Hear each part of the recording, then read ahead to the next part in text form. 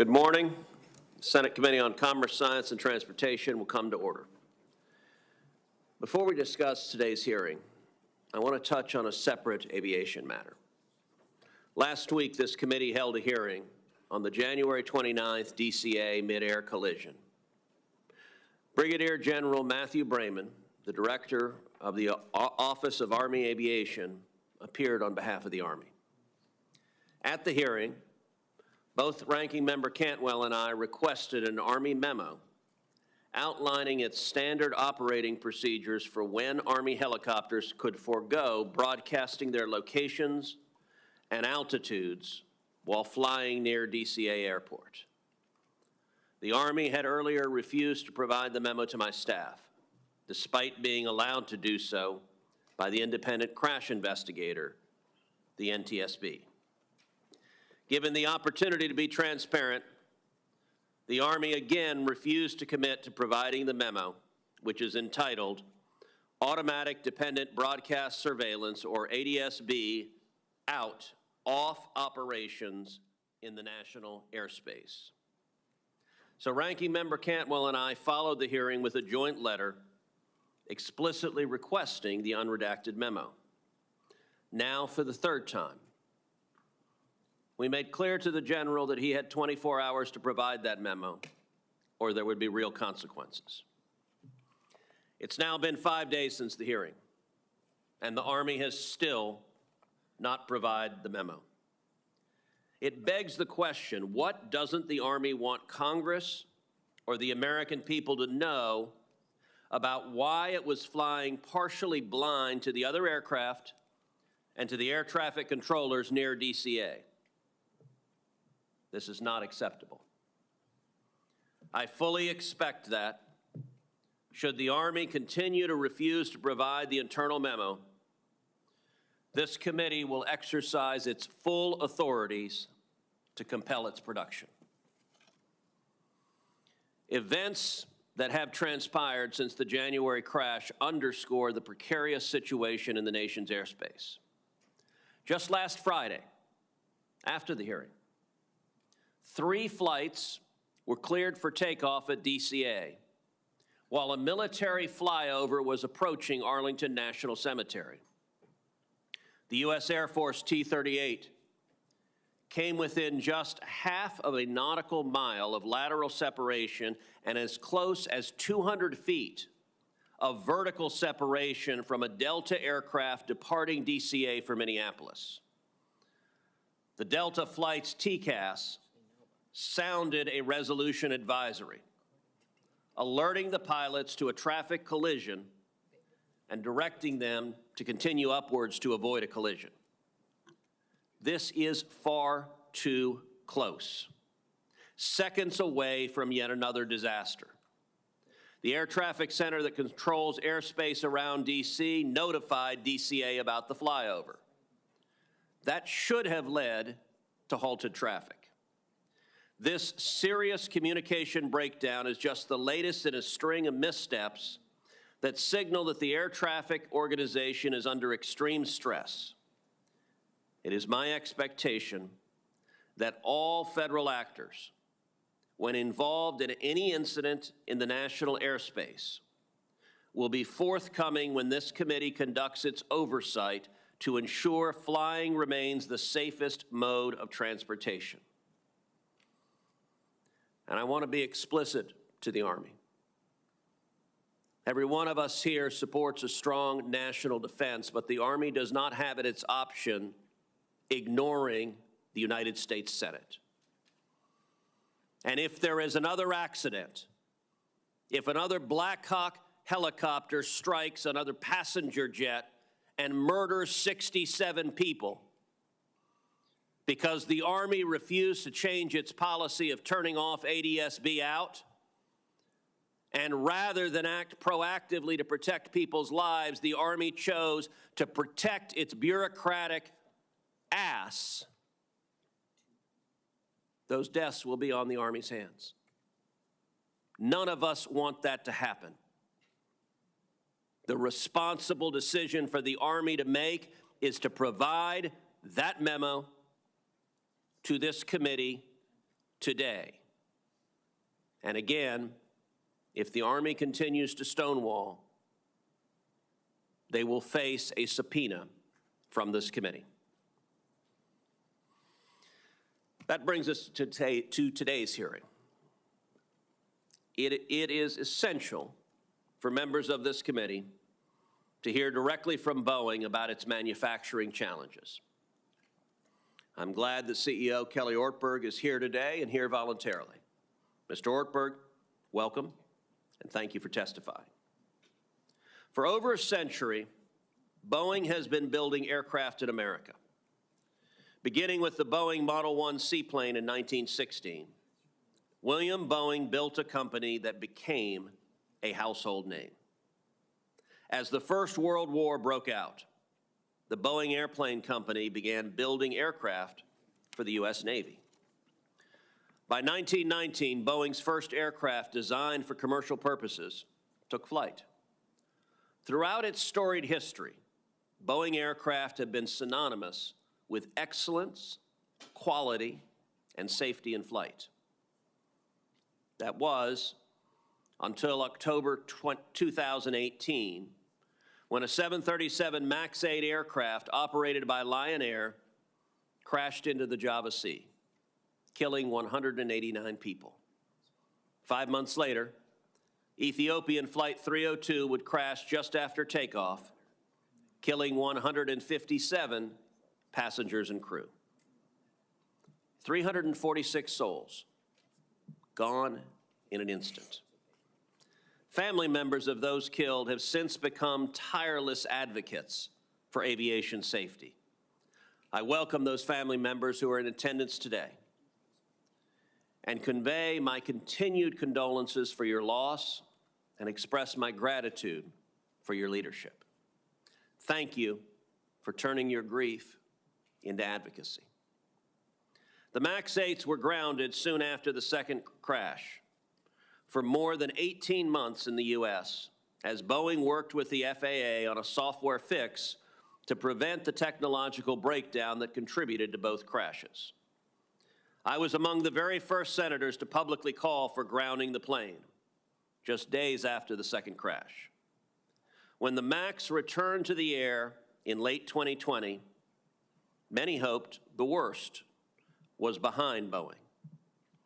But then on January 5th, 2024, Alaska Airlines Flight 1282 departed Portland International Airport en route to Ontario, California.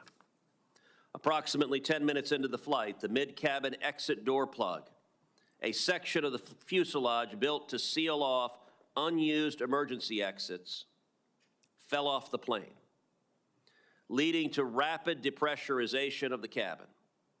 Oxygen masks dropped, and belongings were sucked out of the gaping hole. The National Transportation Safety Board's review found that Boeing failed to include at least 3 of the 4 bolts needed to properly secure the door plug to the fuselage. Thankfully, and miraculously, no lives were lost. But the incident produced fresh doubt about Boeing's ability to safely build planes.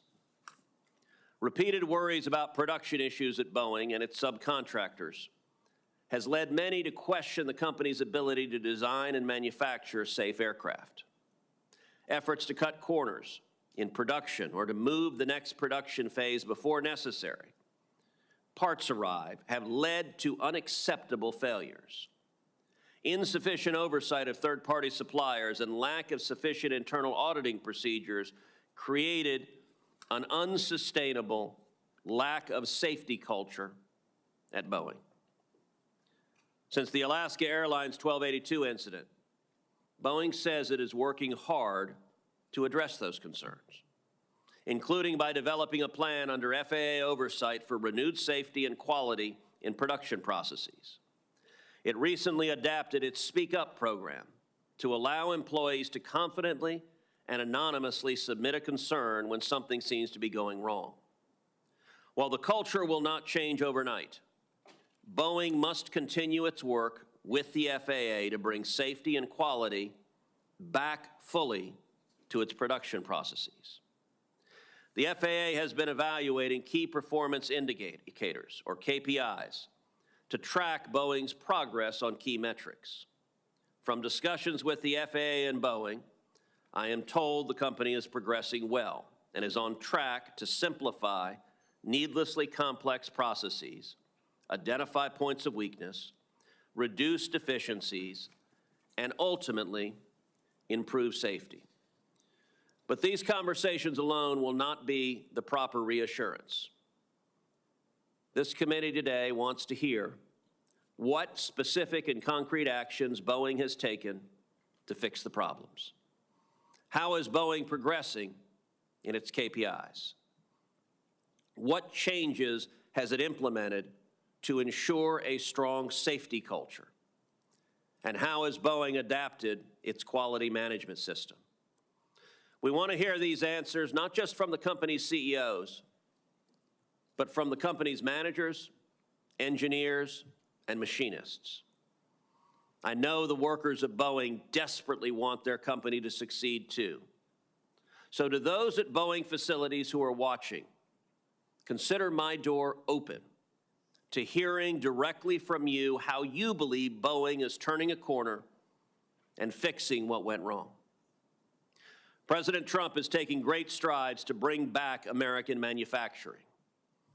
I very much hope that Boeing is part of that renaissance. I want Boeing to remain a beacon of American excellence in manufacturing. Our country is better off economically, our aviation system is safer, and our nation is stronger when Boeing is stronger. I now turn to Ranking Member Cantwell for her opening statement. Mr. Chairman, can I have a moment, please? The committee will come to order. The committee will come to order, and you will be removed if you disrupt the proceedings again. Mr. Chairman, first, before we begin on the point of today's hearing, I too want to join you in our request to asking the Department of Defense to give us information regarding the ADBS issue and the recent near collision, but obviously the tragic accident that happened with a CRJ and a Black Hawk helicopter. The fact that the military asked for an exemption, and in the granting of that exemption with the FAA, made it seem as if that was going to be a rare exemption used only infrequently, to later only find out that it had issued a statement to Congresswoman from the DC area, Eleanor Holmes Norton, that it was basically turning off ADBS 100% of the time. And I think that our FAA acting administrator shed some light on this, but certainly not enough. And I agree with you. We need to have the answers, information that has been presented to the National Transportation Safety Board. That information has to inform us as to this interaction between transportation corridors that are vital to protect for the public safety and what the Department of Defense is using the DC airspace for today, and what are those safeguards. So I will work with you to get the answers that we need from the Air Force. Thank you for holding this important hearing. Welcome, Mr. Ortberg. Thank you for being here. I also want to acknowledge the families that are here. As the chairman said, you have been playing a critical role in aviation safety. People like Nadia Milleron or Javier De Luis, who was an active member of the expert panel, have channeled their unimaginable grief into very positive, purposeful actions for the flying public. And I want to also acknowledge the brave whistleblowers who come forward at great personal risk to themselves to speak about the truth on quality and safety that are so important and so instrumental. I know, Mr. Ortberg, the families are very worried about the company's renegotiation of a plea agreement and the corporate monitoring, and maybe we'll have a chance to talk about that today. We're here today, though, Mr. Ortberg, to see if Boeing and your new leadership are making the fundamental changes that we would like to see to return the trust and the Boeing company to that iconic manufacturer. I think that for many decades, as the chairman mentioned, thank you for mentioning all of that history that includes much success in the state of Washington, the company was the pinnacle of manufacturing success. But we shouldn't forget that that success is also critical to our national security, to our economy. The company employs over 67,000 people in the state of Washington. I think the whole supply chain is well over 130,000 people and contributes $79 billion to the American economy. Boeing remains the largest exporter, and I can assure you, I believe in more exports. And I'd like to see a brighter future for Boeing, and recently met with the University of Washington and Mr. Ortberg and many parts of our aviation supply chain to understand how a tech hub could take us in a manufacturing production to a higher rate of production. This, I believe, is so important. I think that what we're trying to understand is getting rid of safety inspectors is no trade-off, when in reality, aviation innovation can help us with both quality and safety. However, the company must address these manufacturing quality issues. As the chairman mentioned, the two 737 MAX jet crashes killing 346 people, and the Alaska door plug that happened last year. We know the economic impacts of this. Obviously, the MAX, because of a shortcut in safety, cost $35 billion to the company.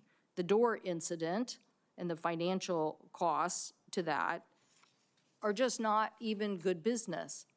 But we owe it to the families today to make sure that we are implementing the changes that are necessary to make sure that we are the leaders in aviation safety.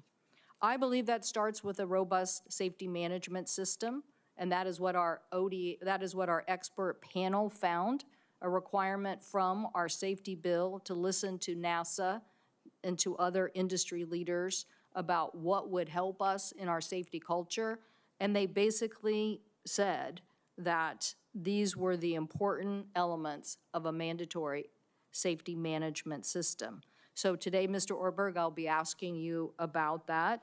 And I know that the reputation of the company in the past has been about instituting safety.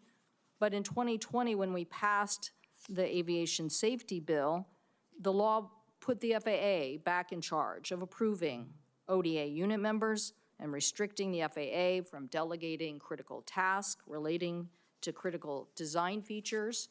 And I will want to ask you about that today, and how, if the company had a safety management system, yet we still saw the problems of the door plug and other issues. So these issues about inspector staffing models, service difficulty reports, whistleblower retaliation are all issues I hope we address today at this hearing.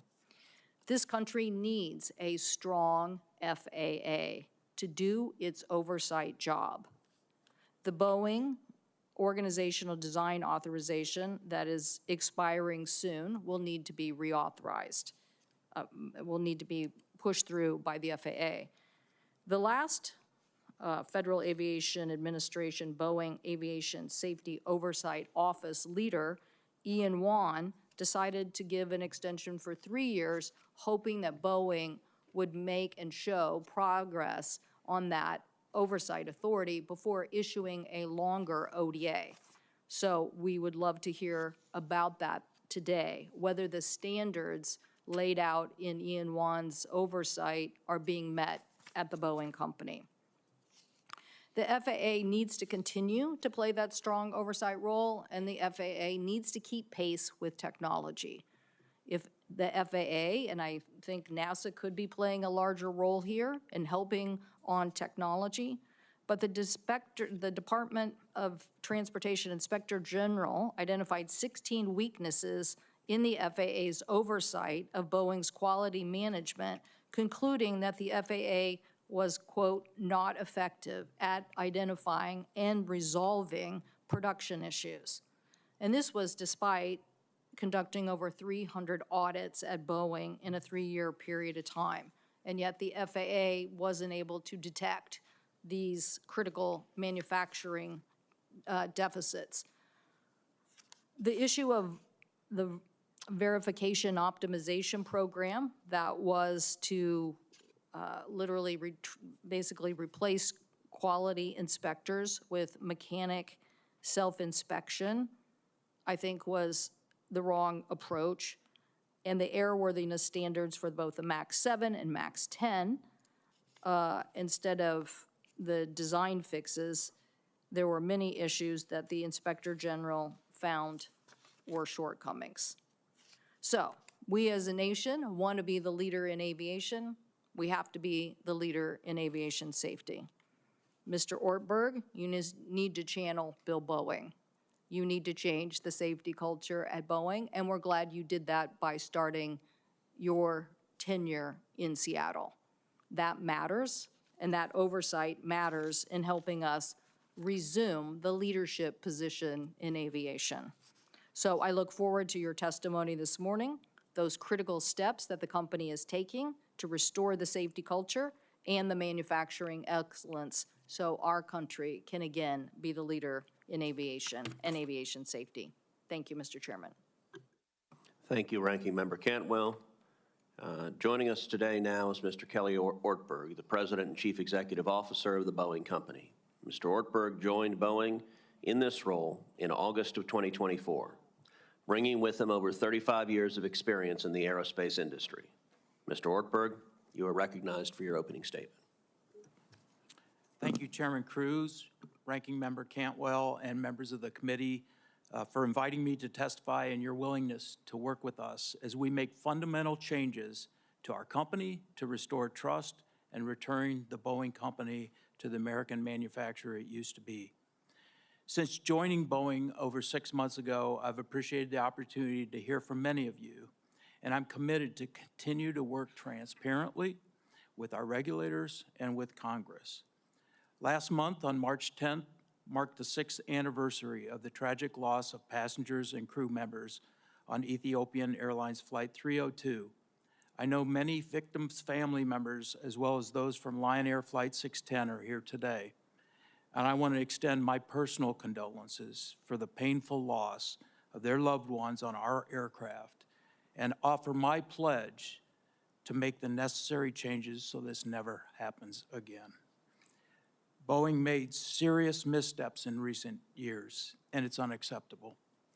In response, we've made sweeping changes to the people, processes, and overall structure of our company. While there's still work ahead, these profound changes are underpinned by deep commitment from all of us to the safety of our products and services. This commitment to aviation goes well beyond Boeing. We play a crucial role in the U.S. economy and the national security, as evidenced by the U.S. Air Force recent selection of Boeing to build the world's first 6th-generation fighter jet, the F-47. As the nation's largest exporter, Boeing has helped support nearly 1.8 million American jobs and contribute $84 billion annually to the U.S. economy. It all depends on us getting this right. I appreciate the opportunity today to provide the committee with an update on the actions we're taking to strengthen our commitment to safety-focused, quality-driven culture, the results we are seeing, and ongoing work we are doing, which is fundamental to our leadership in aerospace. For over a year, we've been working with the FAA on implementing recommendations from the AXA Section 103 Expert Review Panel, which this committee was instrumental in creating. Boeing is implementing a robust safety management system, a framework built on proven aviation industry best practices to proactively identify and manage safety risks that may impact our commercial and defense products. We submitted our plan to the FAA ahead of schedule, and we have a strategy to fully implement well ahead of the required deadline.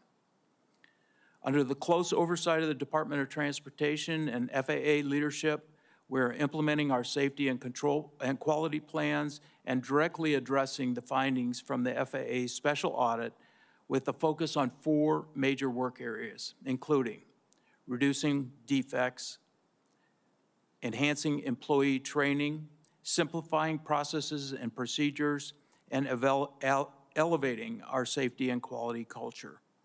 Many aspects of this plan came from our employees, who generated over 26,000 improvement ideas, which we continue to evaluate and implement in support of strengthening our safety and quality. The impact of our efforts are already evident to our airline customers based on their feedback about the improved quality of our aircraft. Culture is perhaps the most predominant change we're making as a company. We're aligning our culture and our incentives with the values everyone expects from Boeing: safety, quality, and integrity. This starts with our leadership, including me, spending more time listening and learning from our employees, working to restore trust, and holding leadership accountable. I moved to Seattle because I believe our leadership needs to get closer to the people designing and building the aircraft. As part of Boeing's future, we took actions in recent months to improve our financial position and completed contract negotiations with our union production workforce in Washington and Oregon. We also expect to finalize the acquisition of Spirit AeroSystems later this year, which is key to delivering for our commercial and defense customers and will help improve our overall quality and performance. I have confidence in our plan because I believe in the dedication of more than 160,000 employees, 85% of whom are based in the U.S., and our nearly 10,000 suppliers across the country. No one is more committed to our company turnaround than our team. Working together, we're focused on connecting the world, protecting our freedoms, and supporting our economy. And in closing, I want to reiterate my thanks to Chairman Cruz, Ranking Member Cantwell, and members of the committee, and I look forward to taking your questions. Thank you. Thank you, Mr. Ortberg.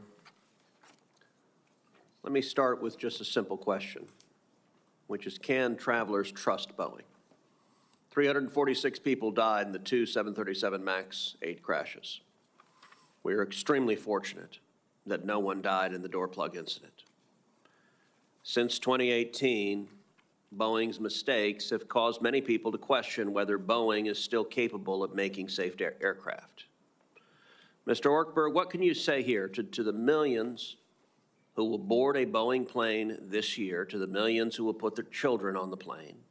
And I suspect every member of this panel, fly Boeing planes every single week. What can you say to the flying public as to why they should trust that a Boeing plane is safe? Senator, the Boeing aircraft, 737 MAX airplanes take off and land every 2 seconds of the day, safely take off and land every 2 seconds of the day. I'm not denying the horrible incidents that you've outlined. We need to take immediate action, and we are taking action to make sure those accidents never happen again. My family flies on those aircraft as well, and it's critically important that we rebuild trust. And the only way we're going to do that is by building high-quality airplanes, having the metrics out of our quality system that show that we're making improvements. And I want everybody to know the entire Boeing team is absolutely committed to building the highest quality aircraft in the world. Air traffic is the safest mode of transportation, and we need to continue and continue to find and learn if there's incidences so that these don't turn into tragic accidents in the future. As I mentioned, the NTSB's investigation of the Alaska Airlines door plug incident revealed that it was caused by manufacturing errors at Boeing. Mr. Ortberg, you joined Boeing more than 7 months after the door plug incident. What went wrong with the door plug, and what specifically has Boeing done to correct this safety lapse? Senator, first of all, it's unacceptable that an aircraft left our factory without that door plug properly installed. And let me just make that perfectly clear. That can never happen again. One of the things, there's currently an NTSB investigation, as you're aware on that. We're not waiting for the NTSB to finish their investigation. We've taken immediate action. One of the first actions was to work with our airline customers and the FAA to go inspect all the aircraft out in the field. And we've done that and ensured that there are no other incidences of a door plug not being installed properly in the field. The second thing that we did is we found that the proper paperwork was not completed when the door plug was removed in our factory. We've gone through extensive retraining of our workforce to make sure they understand that violated our policy and that they have to complete the proper paperwork. We've eliminated or reduced the number of people who can actually do the modifications for the door plug so that in the future we have fewer people that are allowed to even touch and remove the door plugs. In addition, one of the contributing factors is we identified that the door plug needed to be removed in order to do some repairs on the aircraft that were a result of defects in the fuselage. Those defects come from our fuselage supplier from Spirit Aerosystems in Wichita. The airplane moved down our factory line too far after we identified those defects, which contributed to the risk the risk of the door plug not being properly installed. So we have made changes to our process, pushed all those defects back up to Spirit Aerosystems, so we're not bringing those into our factories. And so far, sir, we've seen a 56% reduction in defects coming out of Spirit, so that's going to help us significantly. We've also implemented a move-ready safety process, so the airplane cannot move down the production floor if equipment is not installed or rework has not been accomplished. If the aircraft has equipment not installed, we go through a safety risk assessment and look at the risk of moving the aircraft, and we've done that 800 times, and I can tell you of the 800 times, 200 times we've not moved the aircraft. We've held the aircraft because moving it would incur risk to the production system. And we've also seen a 50% reduction in work that has traveled down the factory floor. We continue to work in improving those numbers. Those are one of the KPI indicators that we're using with the FAA. So we've made drastic changes to our internal process to ensure that this will never happen again. Okay, final question. I'm sure you're aware that whistleblowers and others, including Ethiopian authorities, have suggested manufacturing errors, particularly with electrical wiring, contributed to the MAX crashes. Mr. Ortberg, is this an issue you've discussed with Boeing employees since joining the company? And if so, what is your opinion on whether there were also manufacturing defects that may have led to the sensor defect? Senator Cruz, obviously that happened before I joined the Boeing company. My understanding was that the cause of the crash was the MCAS design, and those design change, the MCAS has been redesigned and design changes have been incorporated in all aircraft. I'm not aware of any electrical wiring issues associated with that, but I'd be glad to look into that and get back with you. So just to be clear, your testimony is you have not had conversations with Boeing employees about whether there were electrical issues that also contributed to that crash? Not specifically, no. Okay, thank you. Ranking Member Cantwell. Thank you, Mr. Chairman. Mr. Orberg, thank you for the change in tone from the top at Boeing about the safety culture and the focus that you outlined in your testimony, those 4 principles. I wanted to drill down on the safety management system. It has been a voluntary compliance, but our law, well, really actually in the implementation of the 2015 settlement agreement, it was required to implement a safety management system. And then since we've passed legislation for a mandatory safety management system, you mentioned the expert panel. I think they were very critical of the SMS structure that existed at Boeing under that voluntary structure. So how is it that this is going to change? And will you commit today to a fully functioning safety management system that meets the FAA standards? Senator, you're right. We've been operating under a voluntary SMS for approximately the last 4 years. And I think the Alaska door accident was a cathartic moment for all of us to step back and look at what happened and how could this happen within the safety management system. We had the expert panel. We also brought in outside consultants. The FAA did a comprehensive audit of our systems, and we found significant gaps in many of the processes that we use to implement our safety management system.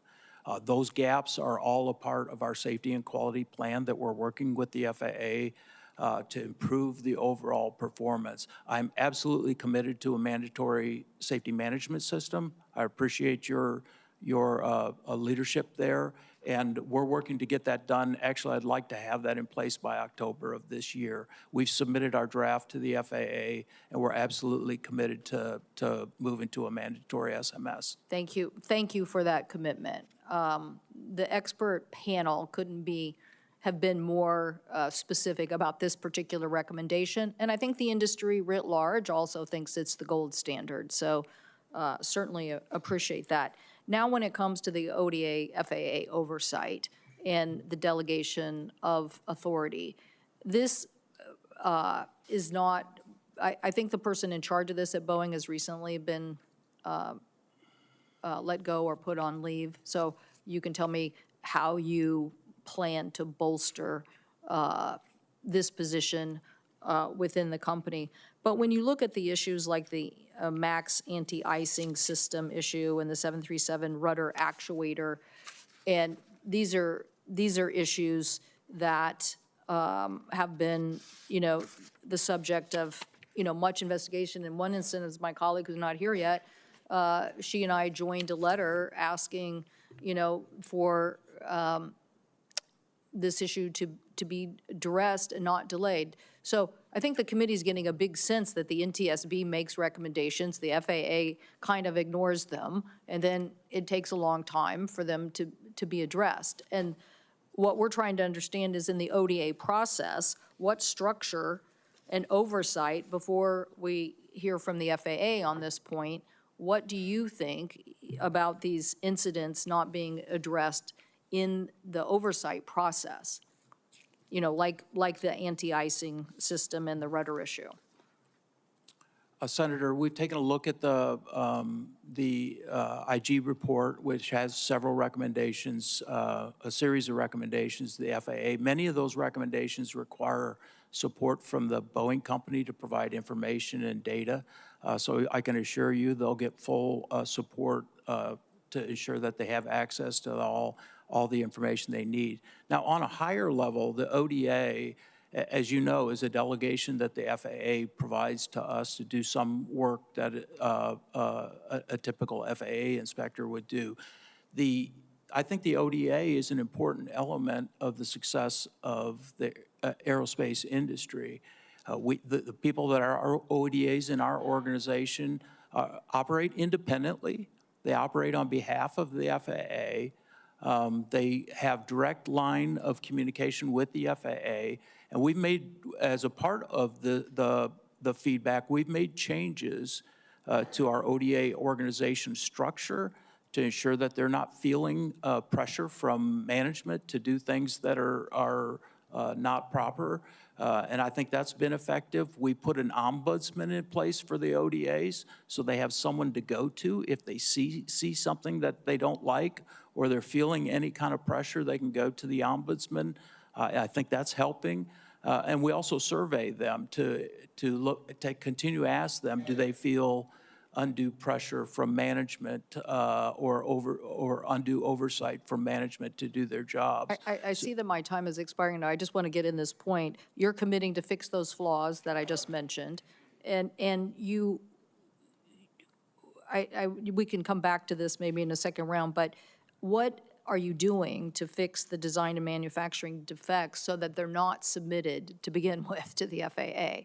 And so I think as we have to think about our oversight of FAA and the role they play, we're trying to understand what isn't working in this process, that both at the manufacturing level, we have these defects, and then yet they get, checked off on a list. Oh yeah, that's in compliance.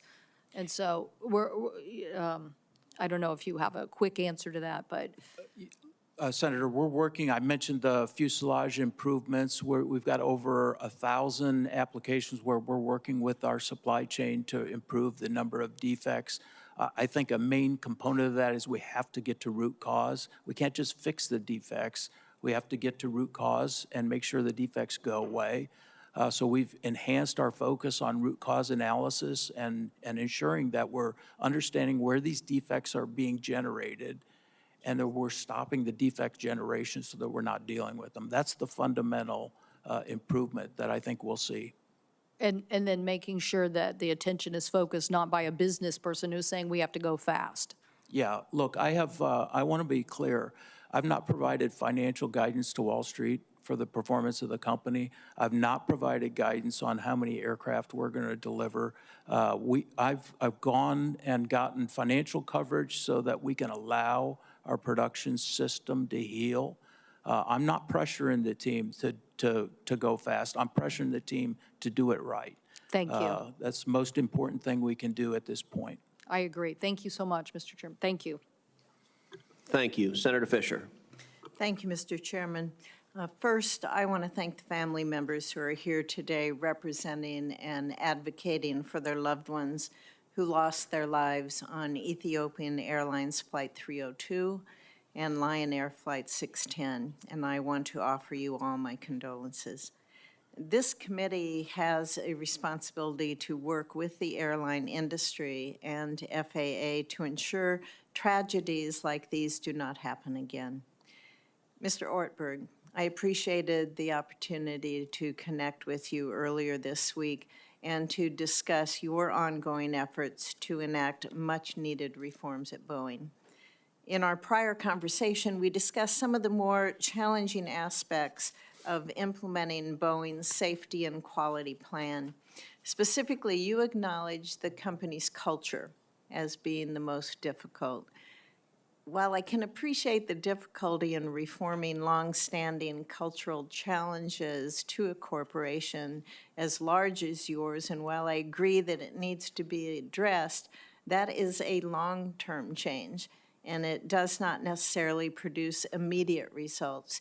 So in the interim, as you look to instill confidence with the flying public, what challenges and success has Boeing had in enacting that safety and quality plan and meeting the 6 key performance indicators that are outlined in that plan?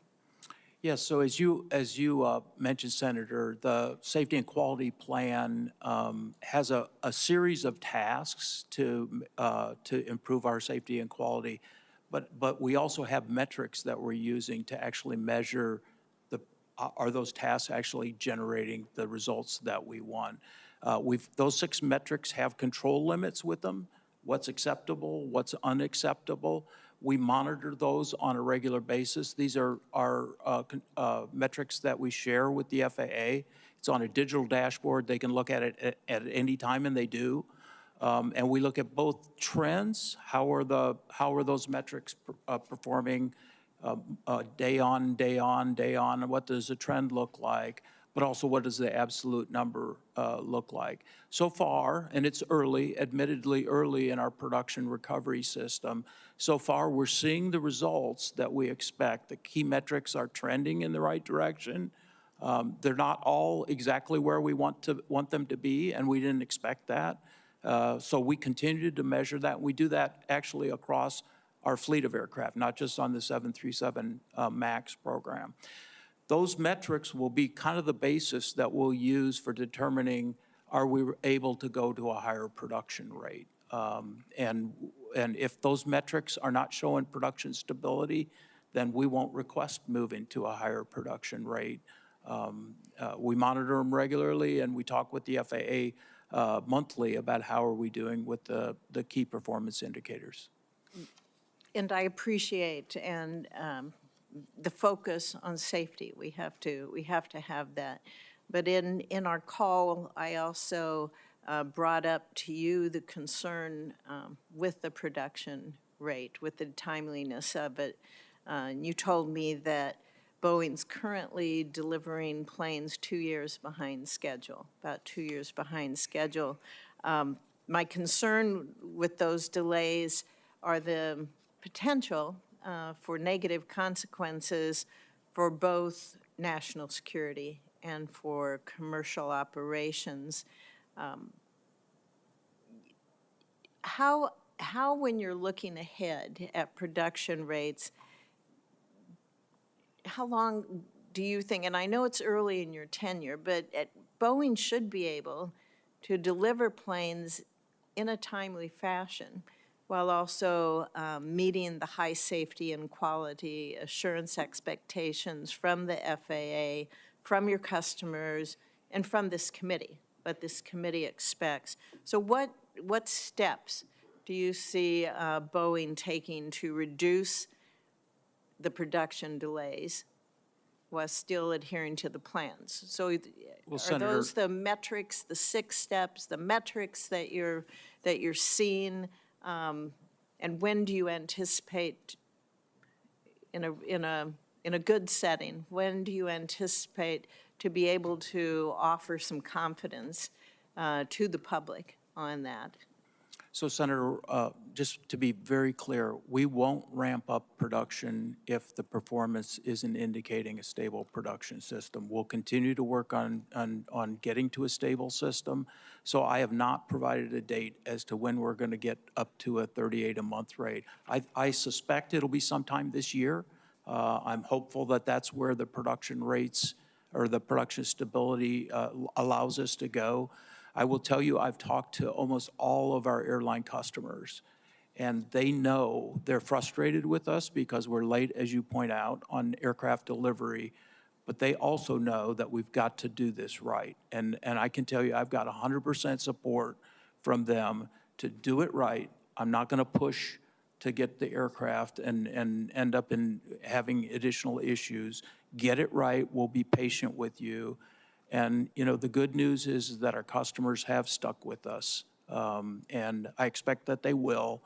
And once we get the production system stable, we'll move up in production rate. I don't think we'll ever get to where we recover to all those deliveries. I don't think we'll ever get to a rate where people have their airplanes all when they originally ordered them. But I think our customers understand that, and they're working with us. And we want you to be successful. Thank you. Thank you. Thank you. Senator Klobuchar. Well, thank you much, Chairman. I just want to start by expressing my deepest sympathies and appreciation to those who are here today who lost loved ones. We just lost a Minnesotan, Wendy Jo Schaefer, in the tragic midair collision in Washington, D.C. And my thoughts are with all of you, and I hope we can make this better. As Chair Cruz noted in his opening statement, there was a recent close call unrelated to Boeing involving a Delta jet that was filled with Minnesotans, including a member of my staff, that came within 500 feet of a military plane. I actually talked to the DOD over the weekend, Mr. Chairman, and they have assured me this is going to be an immediate FAA investigation. From what I understand, this was not about the airline, and we have to figure out what went wrong here. So my questions of you, Mr. Ortberg, thank you for being here. In your testimony, you discussed the efforts to elevate Boeing's safety and quality culture and how you have engaged workers in the process, generating 26,000 improvement ideas from employees. Could you talk about how you have what work you've done on open communications, and how are you ensuring that employees continue to speak out on issues when they see them? Thank you, Senator. The culture change and allowing people to speak up is critically important to me, and I think to the success of the long term of the Boeing company. We've made significant changes in our business processes to get people, as I mentioned, closer to the people building and designing the aircraft. We've initiated a culture change process within the company, which, again, I believe culture starts with the values and behaviors at the top, the leadership. We need to walk the talk, and people need to see that in the organization. We're putting those values and behaviors into our performance management system so that people are evaluated and their annual performance is determined based on how they exhibit those values and behaviors.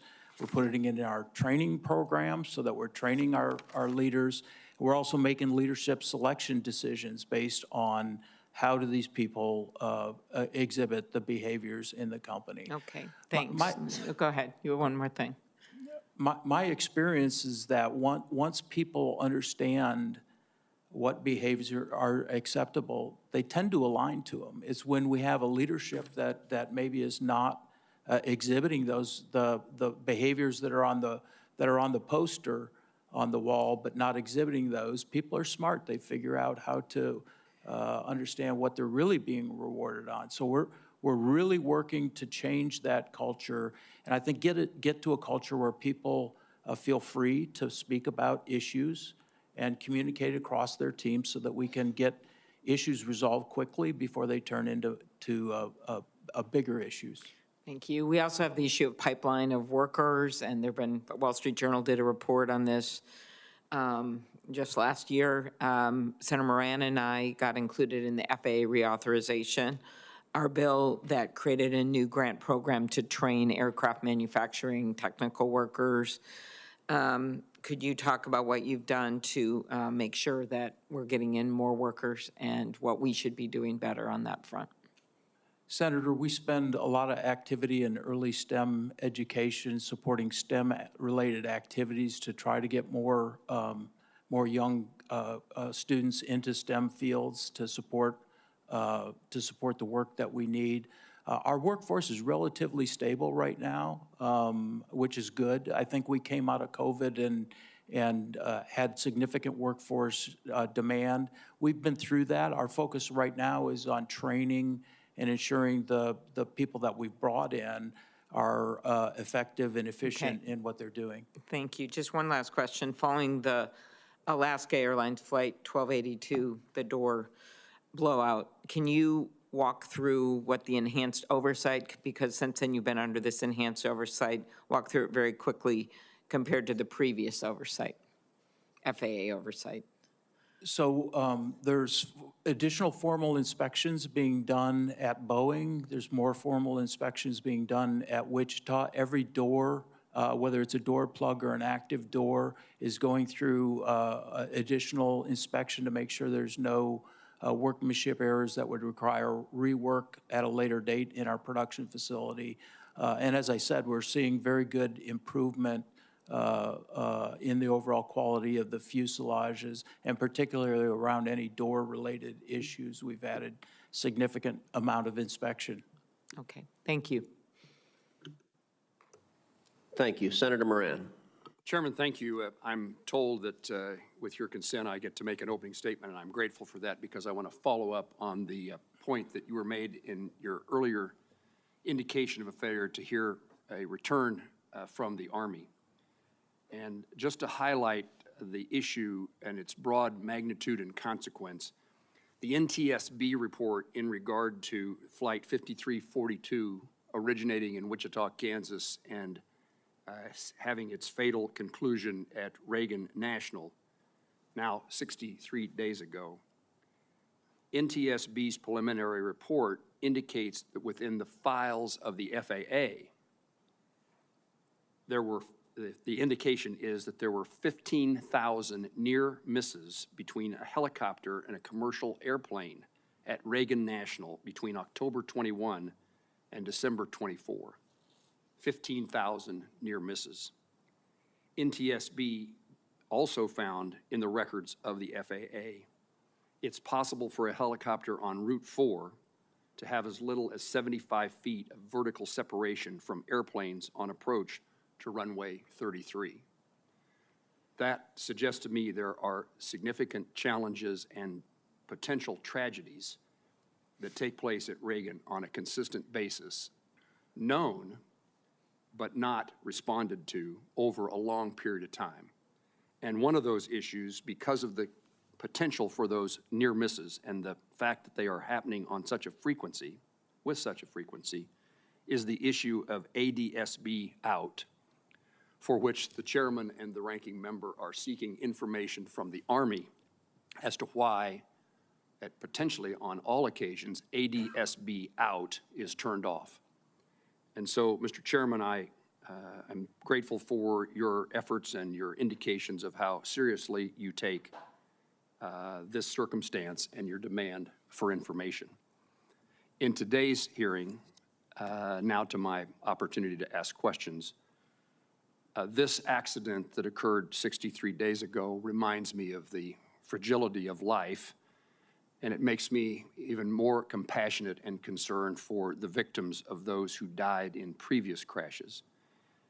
It's a wake-up call and an opportunity to reassess things that are really important in life, and we need to do everything, as we know we need to do, to make certain that those who fly know they are safe, because they are safe. I'm going to ask you, Mr. Ortberg, about a number of things related to Wichita and manufacturing there, but I want to highlight my view that before we talk about the economic and job opportunities that occur with your company, that the most important thing for a future of the aviation industry is the public knows they can fly safely, because they can. In the absence of that, there really is no future for the aviation, for the commercial aviation industry. And so safety undergirds everything that you need to do and that we need to do for a future for your company and a future for the aviation industry in our country. So I want to ask you specifically about some things in Wichita. You were kind enough, you were gracious enough on your third day on the job to visit Wichita. You've indicated in your testimony the role of Spirit Aerosystems to the Boeing company. And I don't know that you said this in your testimony. If you did, I'll repeat you, but otherwise, Boeing is in the process of acquiring Spirit Aerosystems. That is a hugely important company in Kansas, our largest private employer, employing about 12,000 people. And I want to use this opportunity because it will be rare for folks back in Kansas to have the opportunity to ask you about what the future of their jobs are and what the future of many businesses who rely upon work at Spirit. We have hundreds of small businesses who do work for Spirit. Who do work for Spirit, but also do work for Boeing. And so it's not just one company, it's not just Spiro Aerosystems, it's the whole system by which Kansas aerospace and aviation, the air capital of the world, operates. When I first had a conversation with Boeing officials about the potential acquisition of Spirit Aerosystems, one of the things that I think that was said to encourage me to be supportive, this is me putting my own motives into this sentence, but the point was made that it was indicated that without the acquisition of Spirit Aerosystems, the new generation of any aircraft developed by Boeing would not involve work in Wichita or work in Kansas. With the acquisition, the statement was made that the work could be more likely occur. So you're going to build a new aircraft one of these days, and what's the plan for where that work will take place? Senator, we are an airplane company. We will do a new airplane. That's not in the near future, given the financial performance and the challenges that we have. Obviously, we're studying that, and we have to determine what the final design of that aircraft would be to determine where we're going to manufacture certain components. Let me just assure you that Spirit Aerosystems and the work we do in Kansas is critically important. We're spending a significant amount of our capital to acquire that company, and we're not going to do that and move work out of Kansas. The work that we're doing there is going to stay there. In fact, I'm very hopeful that once we get the acquisition closed, we'll find opportunities to do actually even more work. And again, it's critical that we ramp up our production because, as you know, All those fuselages are built by Spirit Aerosystems. So every time we can move to a higher production rate, it's going to create jobs and opportunities for us in Wichita. What's the reason that the acquisition of Spirit makes sense, is necessary for the purposes of Boeing building a safer aircraft and having a process in place that works better than what we saw with the door plugs? Senator, we really believe that being able to focus the organization and integrate it within our commercial production system as a one integrated organization will help us be more efficient and will help improve the overall quality and performance of the fuselages that we're getting from Spirit. Now, as you know, it's not just 737 fuselages. We also have defense-related activity. And I'm also excited about the opportunities to couple that with our defense business to grow the work that we're doing there. There's great people in Wichita. You and I had an opportunity to go meet with them. There's great development of the workforce going on for future employees in Wichita. It's a great opportunity for us to exploit that workforce and build more products in Wichita. Mr. Ortberg, you surprised me by bringing up the topic of defense work. I was going to forego that this morning because on every occasion you and I have had that conversation because I insisted on it. You voluntarily brought it up, and I'm appreciative of that. It causes me to then ask this question. First of all, congratulations to Boeing on its successful Air Force contract with the F-47 in GAD. What can I expect in regard to work in Kansas that would help fulfill that contract? Senator, I can't answer that right now. I'm headed to, after this hearing, I'm headed to St. Louis to talk with my team. There's clear security classifications that I need to understand exactly what that answer is. I'll get back with you on that, if you will. I look forward to having that conversation again. Thank you very much. Thank you. Thank you. Senator Duckworth. Thank you, Mr. Chairman. Again, thank you, Mr. Ortberg, for meeting with me a couple of weeks ago on a January earnings call, and this is to touch on some of the questions you've been asked, but I think it's important to clarify. On a January earnings call, you told investors that you wanted to get through the production cap of 38 jets per month and ultimately reach a production of 42 per month by sometime this year. When I asked you about this, and as I've listened to you answer some of my colleagues here this morning, I am encouraged when you told me that this was not an expectation that you were setting for Wall Street, and that your priority was to ensure production quality, not a particular increase in the production rate. Can you assure this committee that you have not set a 737 MAX production goal for this year, and that neither Boeing's directors nor its other senior management are under pressure to reach a particular production rate by the end of this year?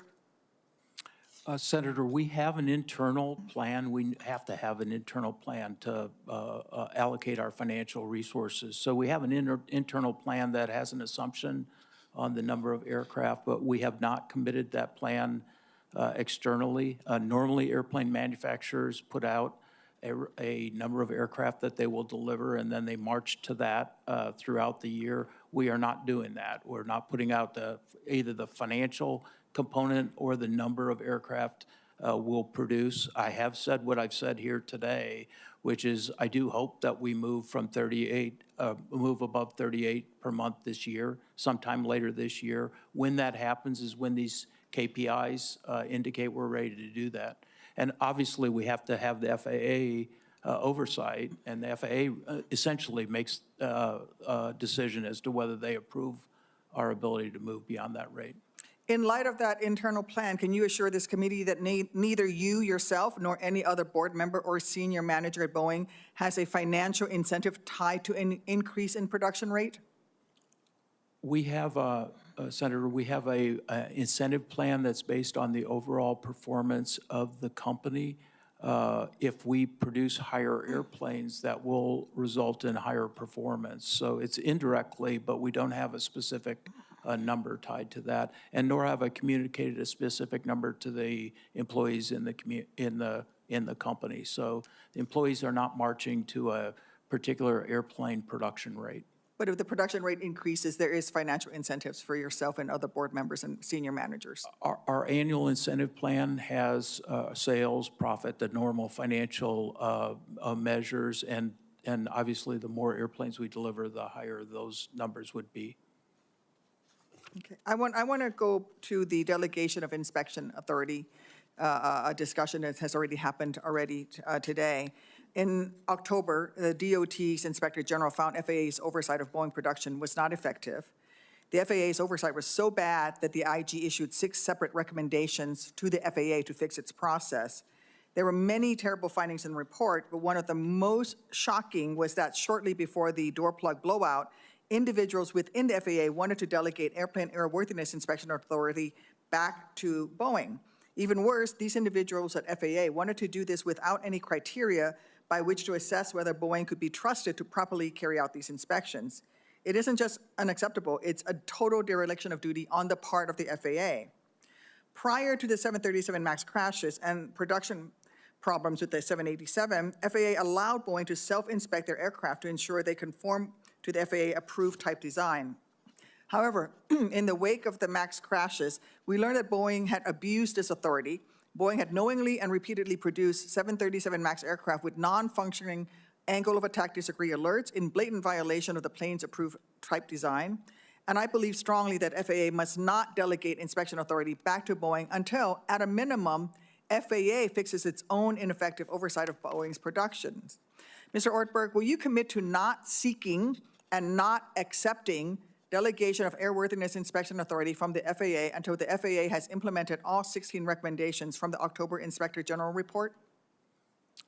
Senator Duckworth, what I can commit to is that we are working transparently with the FAA and will support by providing them whatever information they need from the Boeing company to address the IG report. Those recommendations were specific to the FAA, so I'd have to defer to them in terms of their plans relative to implementing those recommendations. That's not what I'm asking you. It is up to the FAA to determine if delegation is permissible, but it will be up to Boeing to decide whether to accept that delegation of that responsibility. You're trying to restore Boeing's reputation. I don't see how it would help that effort for Boeing to return to inspecting its own airplanes for federal compliance while the FAA's oversight process is still broken. That would just look like Boeing is taking advantage of a hobbled regulator. Will you commit to not seeking and not accepting redelegation until FAA fixes its oversight by implementing all of the IG inspectors' recommendations? Senator, again, we have to work very closely with the FAA. They're our regulator. They provide the oversight and direction, and so I can't commit to that. Why not? If they came to you right now and say, we want to give you inspection authority back today, would you accept it?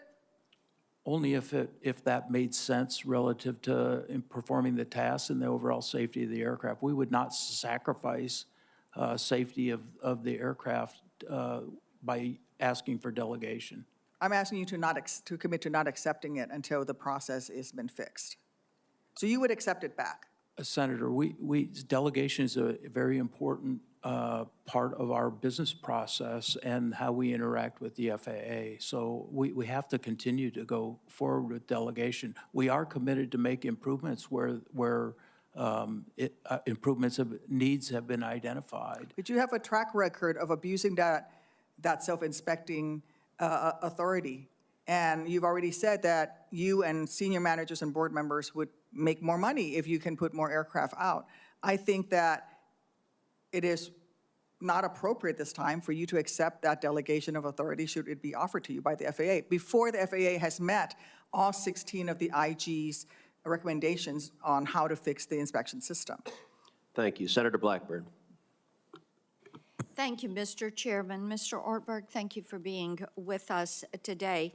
I think that listening to this today, it made me think of Secretary Duffy's remarks that it was time for you all to have some tough love. And I agree with that. And I appreciate the conversation around how dedicated you are to addressing a comprehensive safety plan. That is important, and I want to talk with you about what you're doing to improve your company's culture and that work culture. This is a very important part of any business. It appears that your company work culture has been frayed. So very quickly, what are you personally doing to change this work culture at Boeing? Senator, the first thing I'm doing is leading by example and getting our people closer to the people doing the design and the production of the airplane. So, tomorrow I'll be in St. Louis with the people that are manufacturing military airplanes on the floor. Next week I'll be in Everett, Washington with our wide-body team, talking to union members about the difficulties that they're having in manufacturing the aircraft and what we need to do to help them be successful. So that's the first step in changing the culture, is getting people to recognize that leadership's role is to help the organization be successful, not to make themselves successful. So we've got a lot of activity underway to do that. We've made How are your employees responding to that? very positively. Very positively. We just did an all-employee survey, which is a means that I'm going to use to measure the culture change. And we have that survey structured so I can look at any place in the organization. Okay, then let me do this. I want to ask you about whistleblowers. Okay. Because we've heard from some of the Boeing whistleblowers, and I know you're familiar with their names, but you don't have a good record of protecting and supporting whistleblowers. And some of the stories around these whistleblowers has been very upsetting to people like me who have worked through my public service to protect whistleblowers. I think that they're essential. So talk to me about what you're doing to change that policy to support and not to ostracize or isolate whistleblowers. Senator, the company has an anti-retaliation policy. It's unacceptable for anybody to retaliate against, whether it's a whistleblower or anybody bringing up a quality issue. And I've made that perfectly clear in all of our all-employee meetings, all-employee sessions. In fact, I've told employees if they have an issue, send me a note. I'll address it. And some have sent me a note. I've met with the whistleblower, one of the whistleblowers. My door is open to discuss with any of the whistleblowers what they're seeing and make sure that there is no retaliation in the organization. But this is a part of the culture change within the company, is we need... Oh, not to interrupt, but I want to ask you, are you stepping back to some of those whistleblowers who have experienced a less than positive relationship? Are you righting those wrongs? Senator, in many cases, the whistleblowers that I'm aware of, those activities happened a long time ago. that. Some of those are still with the company, and I've met with one of the Okay. whistleblowers with the company. So I know that in the past, all the retaliation claims have been thoroughly investigated, and if there's retaliation, there's been corrective action taken. Okay, let me move on. COMAC.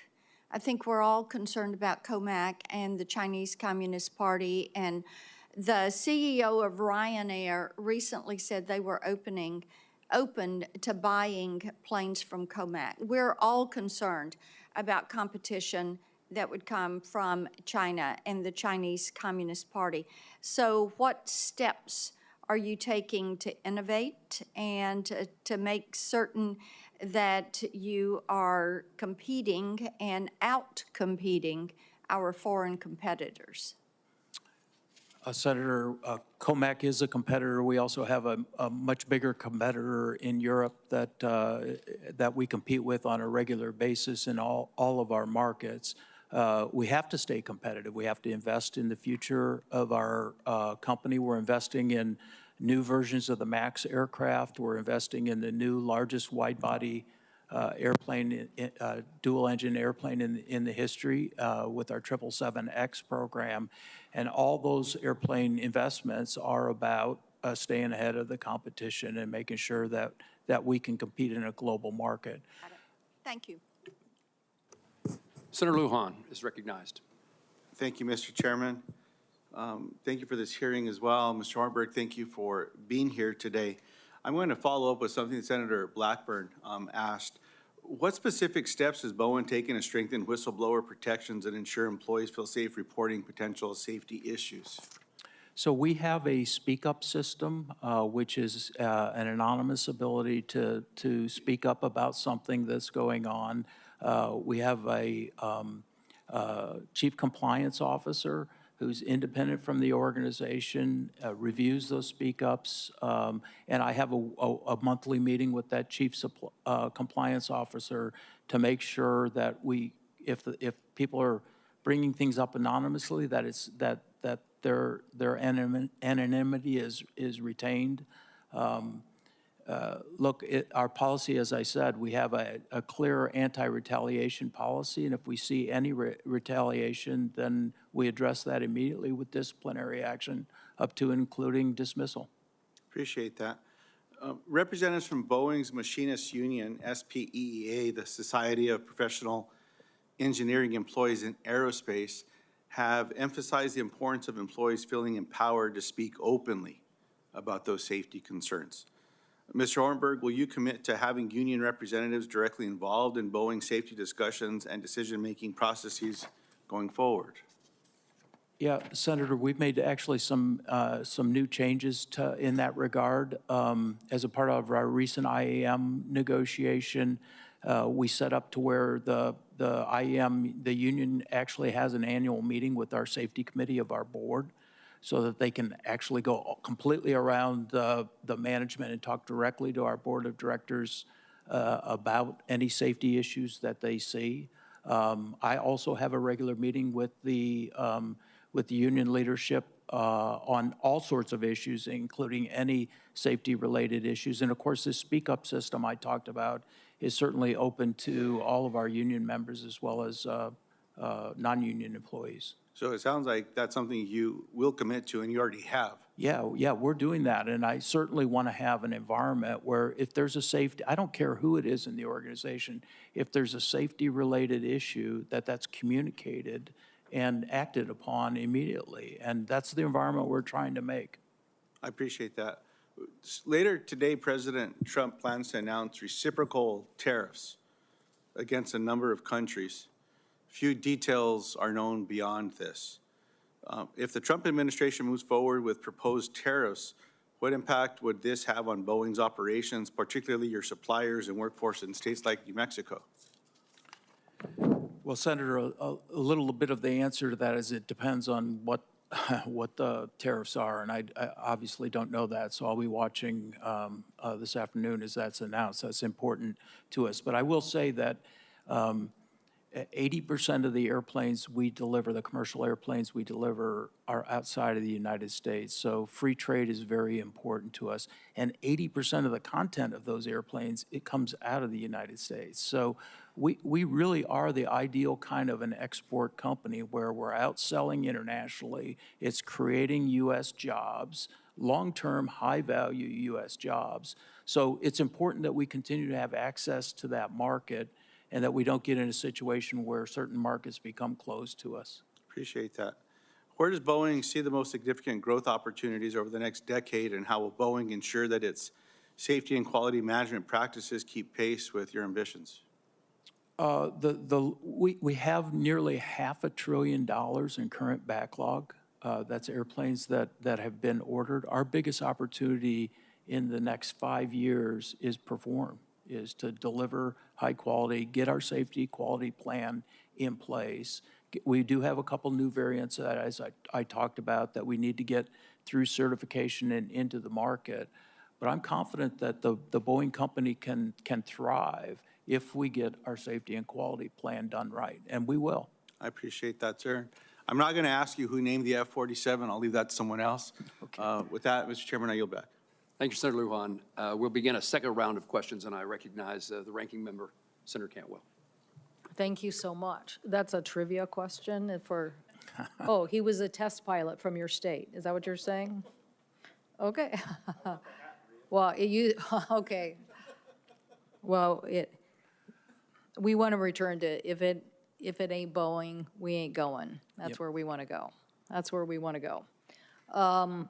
This questions on ODA and compliance, I just want to point out that in the 2020 Act that we passed in the aftermath of the MAX crashes, we mandated that you cannot delegate certification tasks related to critical functions. So we basically have said you can't delegate. And so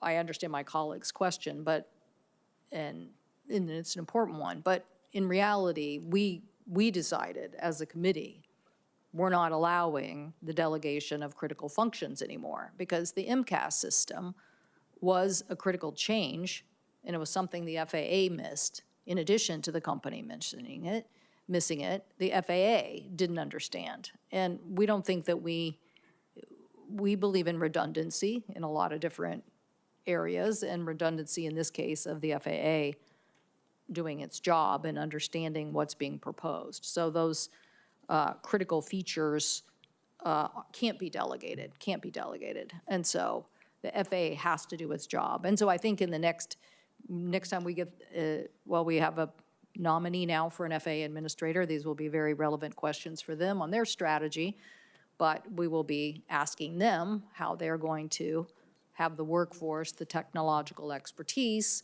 and all of that to stay at pace and then to make an ODA system work. But we're not allowing them to take critical safety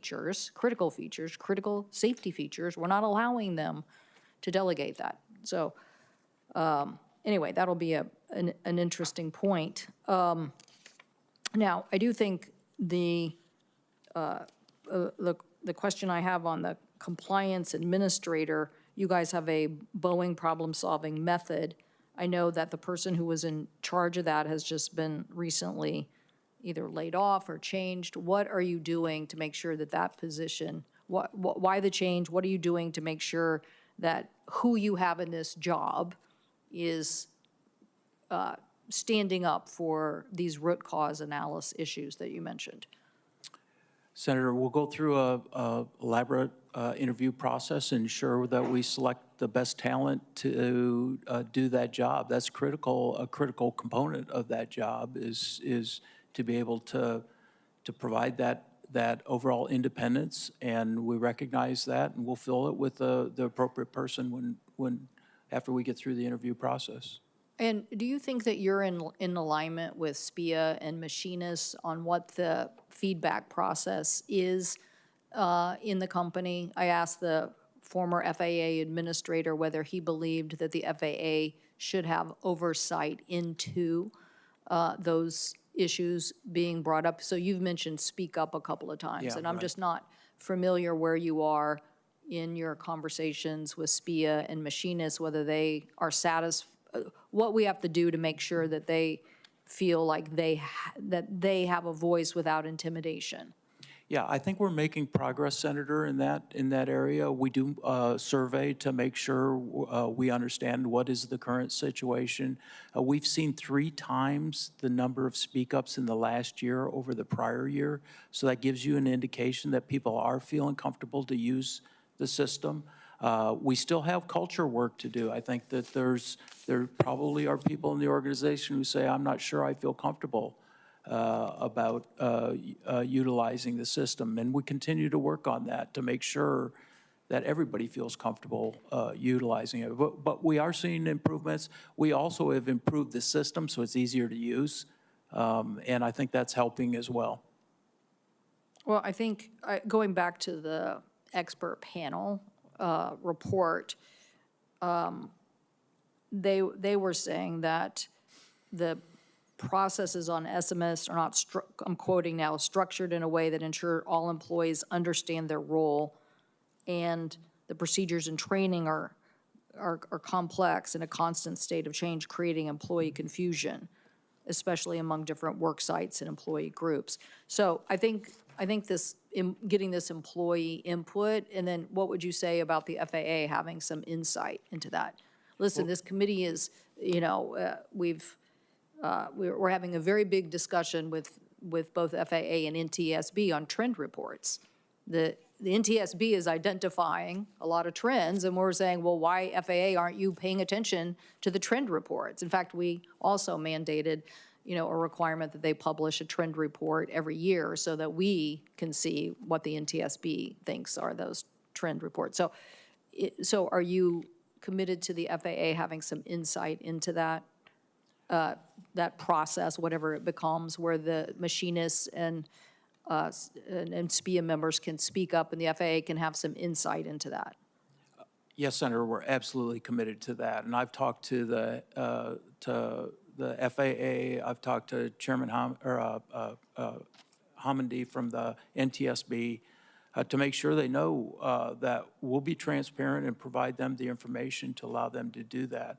I think Chair Hammondy has publicly said she believes the next accident is lying in the data and that we need to do a better job of analyzing the data. We've stepped up our in-service data collection process for our airplanes in service so we can do just that, start doing more data analytics on what we're seeing, identify trends before they become incidences. And I think what she says is absolutely right. And we need to be transparent. The industry needs to be transparent Thank you for that. on this data. I see my time has expired to go to the next round, but that is a change. What you just said is a big change, is it not? The in-service data analytics. Yeah, Senator, this is a massive change that we've been making in the company. We've talked a lot about manufacturing changes, how we build the airplane, how we design the airplane, but it's also super important that we pay attention to how the airplane is being operated, how it's being maintained, and we have the ability to collect a lot of that information from our customers and look for trends, use artificial intelligence algorithms to help us sort through that data and find trends and then go address those trends. And those trends could result in changes to the airplane or changes to the training or changes to the maintenance processes, whatever the corrective action, it's important that we do that.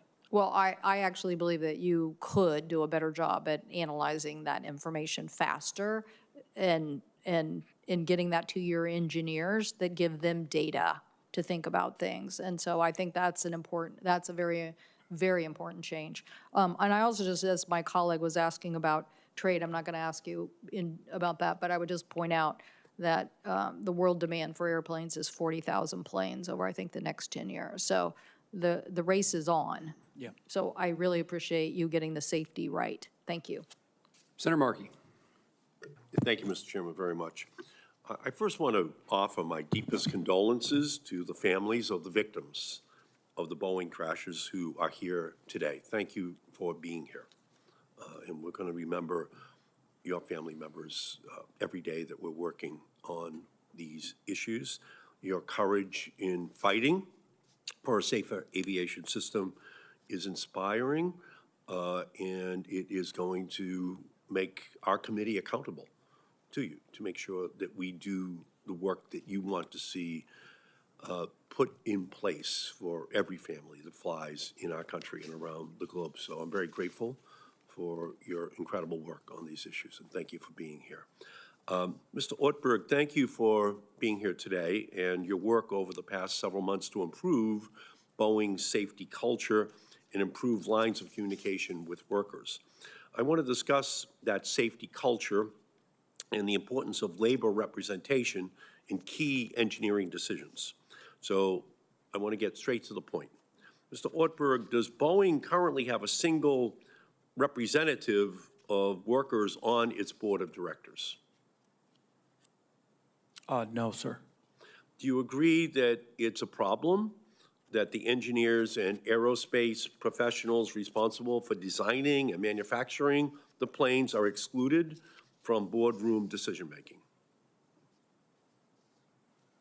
Senator, as I mentioned, we have a process where we do have the union membership come and meet with our Aerospace Safety Committee of our Board of Directors on an annual basis to discuss with the board any issues that they see, whether they're safety-related or any other related issues. They also have access to me and the management of the organization.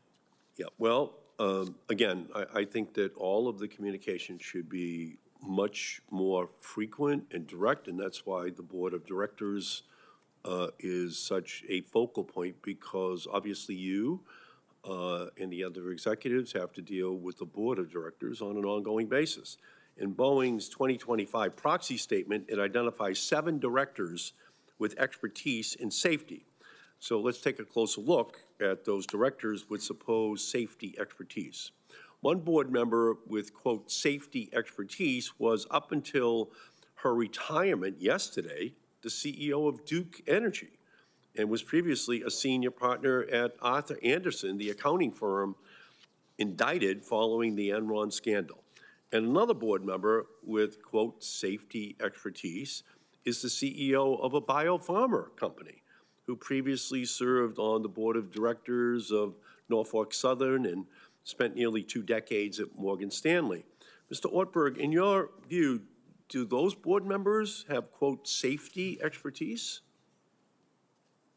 Senator, those board members provide a very, very good input on safety. Now, their safety is not aerospace safety, I granted, but for us to be able to learn on how pharma treats safety is very interesting to have board members who can provide different perspectives on how they treat safety in their different industries.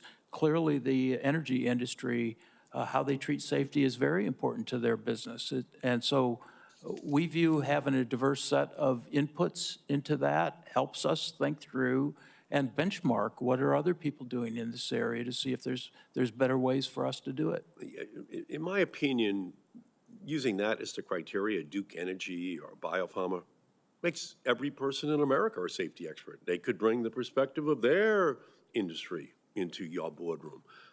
And I just think that that's absolutely not accurate, that there has to be a particular expertise about the aerodynamics that are at the heart of your industry.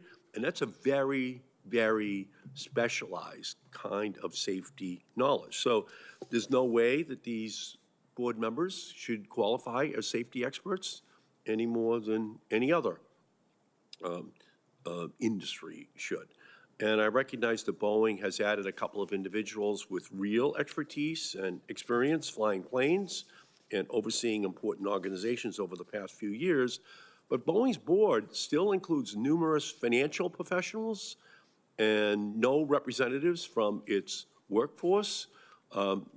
Financial engineering and real engineering, never the twain shall meet, just 2 different concepts altogether.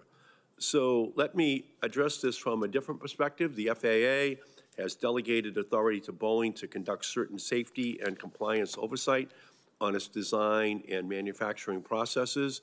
In return for that delegation, the public should be confident that Boeing is prioritizing safety at all levels of the organization. But without representation of workers on its board of directors, Boeing is still flying blind because you don't have the workers there on the board giving the insights that the board should hear about whatever safety defects are potentially going to rise. And again, the board should not be shielded from hearing this directly. So, Mr. Ortberg, do you agree that companies like Boeing that have been delegated, you've been delegated the oversight authority by the FAA, you're given essentially a take-home exam that you shouldn't include representatives of the workers on the board of directors to make sure that you're hearing their voices on an ongoing basis? Senator, at every board meeting, we have an Aerospace Safety Committee meeting that goes through all safety-related issues. That input comes from anywhere in the company, including our labor workforce. So I do believe that the message is coming through. I think the message is analyzed, and the board takes it very, very seriously. Well, from my perspective, that's not enough. That the board members themselves should be hearing from a worker with expertise in safety issues. So they're hearing it directly in every board meeting, what the concern is that workers may have. And I think it's a fair trade, to be honest with you. Boeing receives some authority to self-regulate while creating structures on its board to ensure that it is prioritizing safety and not profits. And that's why today I am introducing the Safety Starts at the Top Act, which will require major aerospace manufacturers that have been delegated regulatory oversight from the FAA to include multiple labor representatives and safety experts on their board of directors. Safety must start at the top, and the top is Boeing's board of directors. Safety must be in the room. Expertise must be in the room, and I'm looking forward to working with my colleagues to ensure that that kind of representation is on the board. And I thank you, Mr. Chairman. I thank you, Mr. Chairman, for your indulgence. Senator Markey, thank you. Senator Rosen. Well, thank you. I really appreciate that, and I want to thank the chair and ranking member for holding this really important hearing today.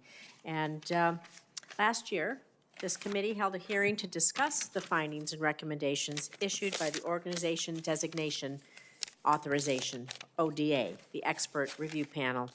In that hearing, I asked a question about how the ODA report found that input from Boeing's pilots were neither consistently nor directly delivered to the highest levels of decision makers in the organization.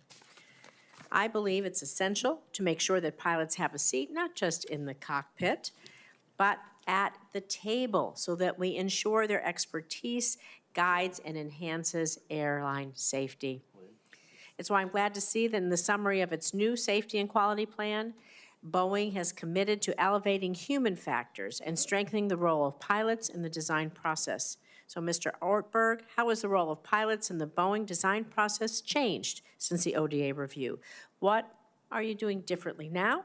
And what will Boeing ensure, and how will you, ensure that there's meaningful and consistent input from pilots integrated and prioritized into the design process? Senator, first of all, I agree with the premise of your discussion. We really do need to have very strong input from the pilots in both the design and the operation of the aircraft. And we've changed our organization. We've added a human factors chief engineer, which is a pilot, who spends time understanding the interaction between the pilot and the aircraft in all the design aspects of the airplane, but also the operational aspects, looking at our manuals, looking at our fault trees to make sure that from a pilot perspective, how will that interaction with the aircraft happen? And I think this is an area that will help improve our overall safety going forward. Thank you. I do agree, because at the end of the day, the pilot, that crew, that emergency might happen. It happens like this, and there has to be that way that integration works. So thank you. I want to talk also a little bit about retaliation and its impact on safety, because the ODA expert panel report we reviewed last year found instances where Boeing supervisors worked on annual assessments, on self-audits or investigative processes, which could present conflicts of interest. It could erode independence or even compromise Boeing's commitment to a non-retaliatory and impartial environment for its workforce. Throughout the report, those folks interviewed gave examples of the consequences of raising concerns about potential interference and retaliation from managers and supervisors. It's not acceptable. Not acceptable. So, again, do you have confidence that Boeing is now taking the necessary steps to implement systems that provide workers with multiple channels for raising concerns? Because this is really important that they're addressed without fear of retaliation, as well as creating a culture of encouraging and incentivizing safety at every level. And it's just so important that each piece of the puzzle, if somebody has a concern, that they are able to raise it without fear of retaliation. I can't stress this enough, because as you know, lives are on the line when people sit on your planes. Yes, Senator, first of all, I agree with what you said. I think it's absolutely critical that we have an environment. We did take the feedback from the report, and we've changed our organization structure to address that specific issue. So we provided more independence for the ODAs, and they don't have a situation where someone's providing a performance review that could apply pressure to them. So I think we've sincerely addressed the concerns that were outlined in the report. And as I said before, we've added an ombudsman as well to the ODA, and that gives them someone to go talk to if they see something or if they're concerned about bringing up an issue. And we think that's having a good effect as well. So I believe we are addressing those issues, but we'll continue to monitor it. And if we have to make more changes, we'll do that. Because I absolutely agree with you. People need to be free to make the right decisions without any kind of over pressure from management. Thank you. I have just one question, is very brief. If you could be brief about it. You talk about you're rebuilding your human factors expertise. Not everything can be done by AI and artificial intelligence or machines and all of that. We still need to be engaged. So how is the process of rebuilding this capability, the human factors, going at Boeing?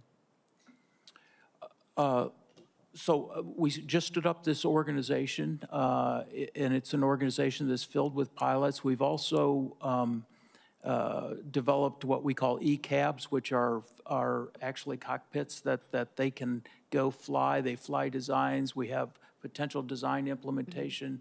They go fly those to look and understand what the pilot implication is early in the design phase so that they can drive human factors related requirements into the design, and we don't have to deal with it later on after the design is done. So I do think we're making really good changes to get more of that upfront in the design and development process, and we're filling this with world-class people who are very expert at flying aircraft. Yeah.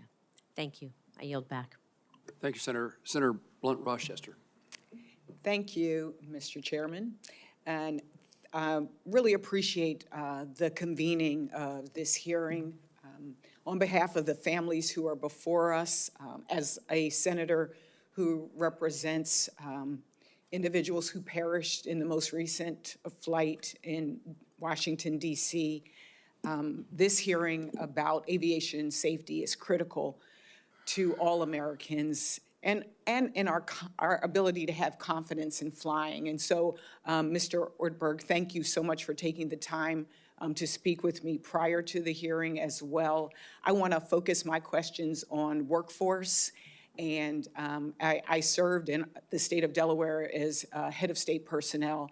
And so I understand the challenges and the importance of hiring, firing, retention, culture, as you've talked about.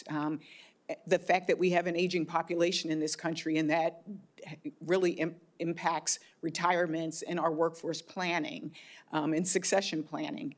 Boeing's workforce, its engineers, its machinists, safety inspectors are the backbone of the company's ability to manufacture safe and reliable aircraft.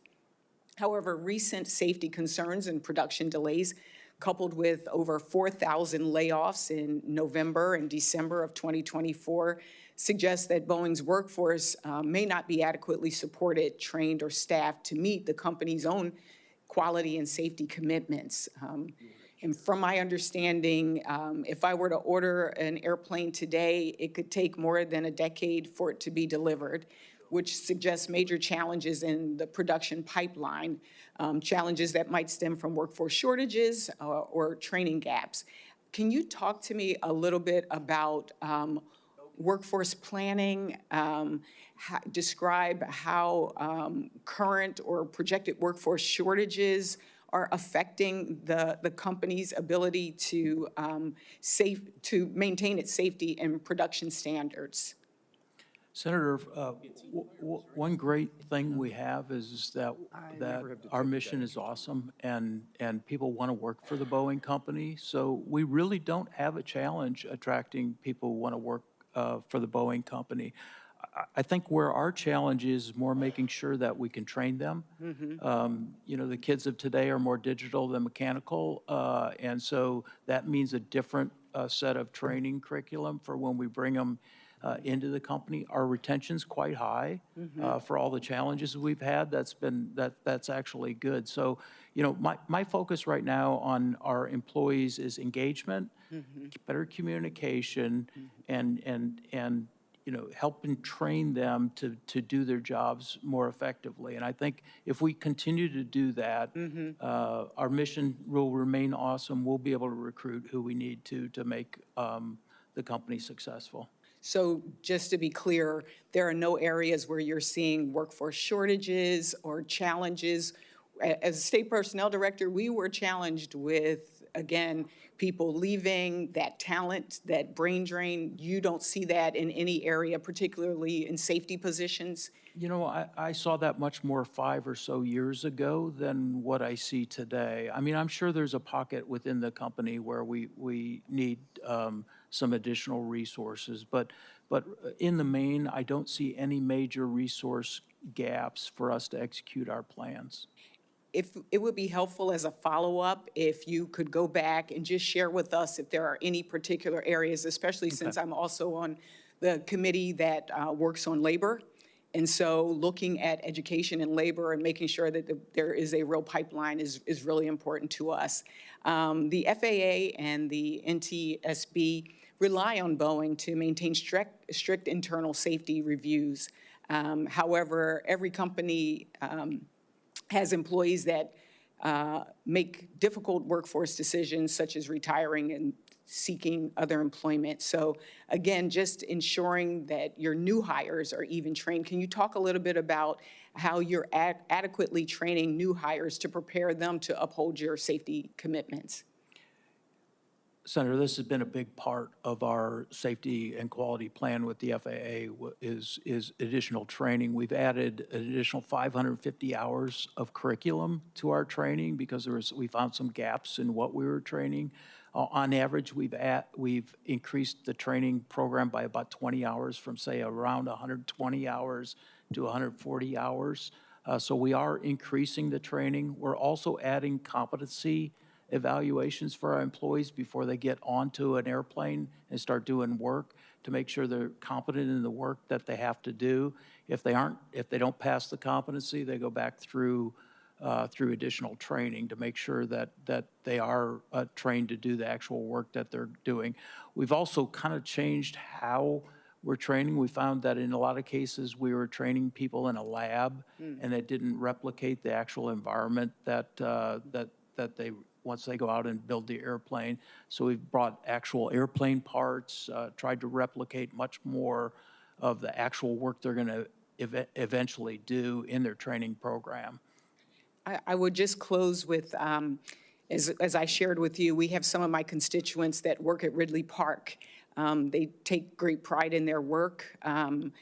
They've been fortunate to have good leadership, union leadership as well, that have advocated for fair wages and safe working conditions. And I would love to follow up on your relationship with labor unions and particularly with increased automation and global competition, just the concrete steps that you've taken to protect and sustain union jobs for the long term.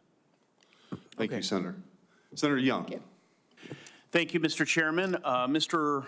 Ortberg, great to have you here today. I appreciated the phone call we had just days ago and want to learn more in coming days, weeks, and months as it relates to your new strategy for improvement, but you've done a good job answering questions today. There is, as we discussed, there's been a public loss of trust due to systemic issues that have put lives at risk at your company. I get the sense from our conversation and also your answers to questions today that you realize this, you're committed to changing this, and we are here to the extent we can be constructive in that effort, either critically or supportively in making sure you succeed. Relatedly, AI, automation, and data analytics, I keep hearing have the potential to revolutionize production, not just in the aerospace industry, but also seemingly every other facet of life and certainly manufacturing. I'd like to understand what concrete steps Boeing is taking to ensure that these tools of the digital economy aren't just in place, but are going to make a measurable difference in preventing defects, predicting failures, restoring public confidence in your aircraft. Has Boeing integrated AI or automation to detect defects before planes are delivered to customers? And if so, how effective has it been so far? Senator, we use generally large language models. We're using those large language models right now to enhance our assembly instructions and our documentation to make sure that it's clear, it's more concise, and that will help with the overall safety and quality of the aircraft. I know we're doing data analytics as well using AI algorithms. I'm not an expert on that, so I can't give you too much details, but certainly can look into that and get back with you. But I assure you our team is looking at how to utilize AI to do the data analytics to find trends and predict trends and improve the overall performance of the aircraft. That's great. I know it'll be important to your customers, to the broader public, and to your employees moving forward.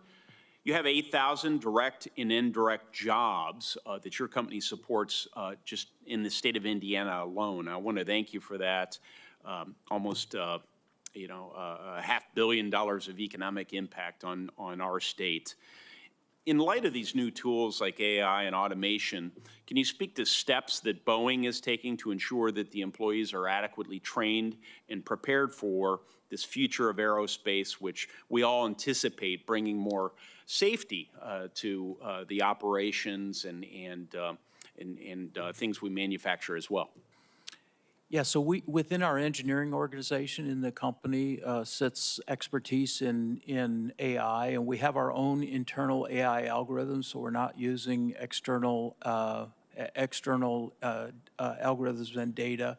And we have a training program where we train new engineers on how to utilize these AI tools in their everyday tasks. So, it's almost like how do you design a circuit card? You have to have training, and people have these tools, and they're available to our engineers, and they utilize them on a day in, day out basis.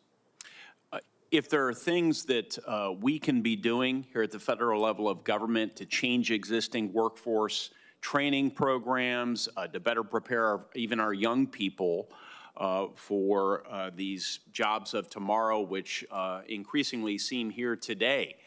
So the changes in the technology and therefore the workforce skill needs are changing so quickly. But we want to keep up the best we can. So please don't hesitate to work with members of this committee on optimizing those programs or replacing them if necessary.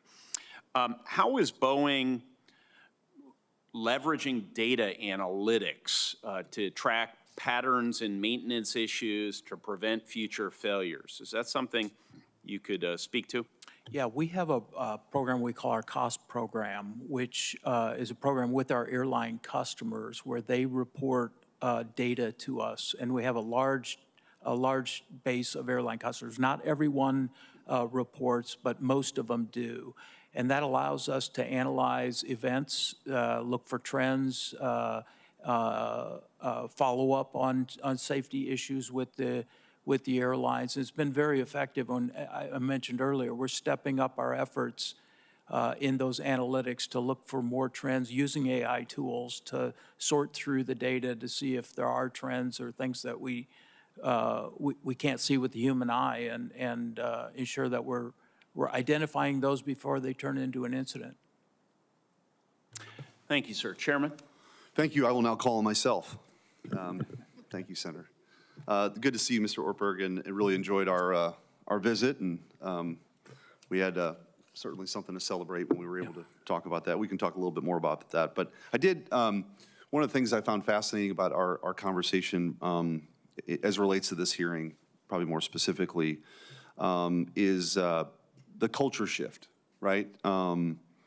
That the transition from different divisions and maybe some different silos to sort of more of a team-oriented spirit. Could you just talk a little bit more about what that looks like practically as you guys have made some internal decisions about that?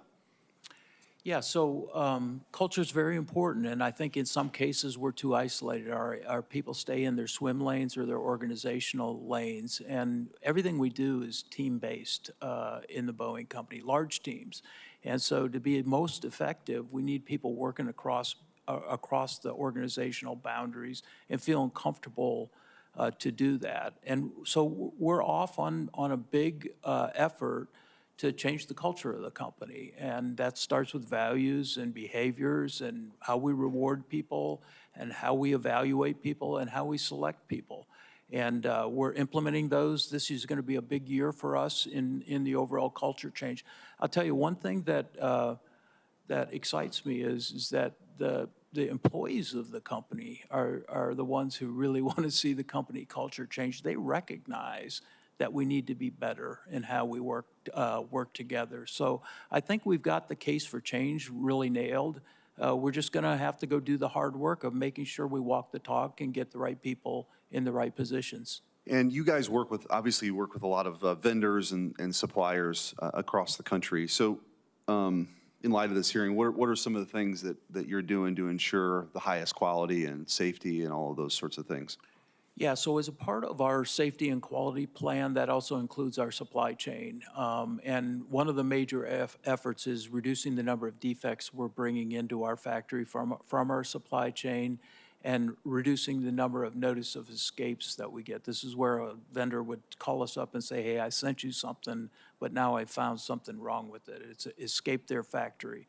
And major activities to reduce those. One is stronger first article inspection and doing first article inspection when we actually move a product even within a company. So if it moves from one location to another or one factory to another, reevaluating the first article to make sure that something didn't happen in that transition. We have 1,000 activities underway or 1,000 vendor engagements underway right now to improve their overall performance and safety and the quality of the deliveries from our supply chain. And we are seeing better performance. I mentioned earlier the fuselages that we get from Spirit Aerosystems. We've seen a 56% reduction in the number of defects that we're having to do repair on in our factory facilities. And we got more work to do there, but I do think the getting to root cause and getting these defects out of our supply chain is just as important as getting them out of our Boeing production system. Well, switching gears just a little bit to something that obviously hits home.